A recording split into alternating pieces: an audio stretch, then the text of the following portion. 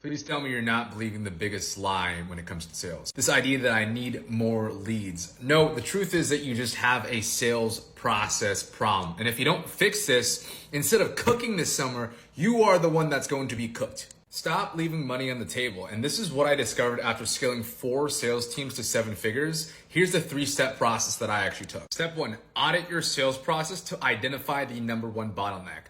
Are you fumbling when it comes to actually booking calls? Are you actually not able to actually close the deal because you're not handling objections? Or number 3, maybe your marketing is weak AF and you're just not educating your prospect enough. When you choose your biggest constraint first and work backwards from there, that's where the magic happens. Step 2, make only one change at a time. Create a hypothesis, actually try that implementation for the solution and see what happens. Because step 3 is where you review that data and the feedback to see if it got better, stayed the same, or got worse. Based on that, you know if you solved it. If you want more sales sauce, follow me for in-depth training.